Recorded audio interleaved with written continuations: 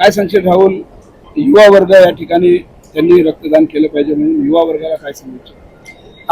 मी तर एवढंच सांगू इच्छितो की रक्तदान हे सर्वश्रेष्ठ दान आहे. जसेच आपले पालांडे सर आहेत, पालांडे साहेब आहेत, त्यांनी महाराष्ट्र राज्याचे परिवहन मंत्री आणि धाराशिव जिल्ह्याचे पालकमंत्री तथा मीरा भाईंदरचे आमदार आणि लोकप्रिय आमदार, विकासाचे महासागर म्हणून ओळखले जाणारे प्रतापजी सरनाईक साहेब यांच्या वाढदिवसानिमित्ताने 4 वर्ष कंटिन्युअसली हे प्रभागासाठी कार्य करतायत. आणि पालांडे सरांबद्दल मी सांगू इच्छितो की हे 4 वर्षापुरता नाही, पालांडे सर अनेक वर्ष हे कार्य करतायत.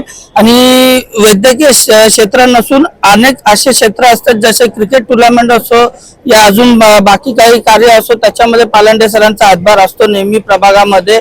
आणि पालांडे सरांबद्दल जे आपल्याला सांगू एवढं आपल्याला कमी आहे की प्रत्येक गोष्ट ते नीट आणि चांगल्या पद्धतीने हाताळतात. कारण की प्रभागामध्ये कुठे कोणतं इन्सिडेंट झालं, काही झालं तर हे सर्वजण पालांडे सरांच्या हॉस्पिटलमध्येच येतात. कारण प्रभागामध्ये किती हॉस्पिटल असेल पण पालांडे सरांसारखं हॉस्पिटल नाही. कारण की आशिष हॉस्पिटल हे फक्त नाव नसून ब्रँड आहे काश्मीराचं. ते ब्रँड बनवण्यासाठी पालांडे सरांनी खूप परिश्रम केले आणि ते ब्रँड अनेक इथे तयार झालेलं आहे. आमच्या वतीने पालांडे सरांना खूप खूप अभिनंदन आणि धन्यवाद सर. तुम्ही असा कॅम्प आणि रक्तदान शिबिर इथे आयोजित केलंय. आणि म्हणून एवढंच सांगू इच्छितो की युवा वर्गाने पण इथे प्रोत्साहन करून इथे रक्तदान करावं.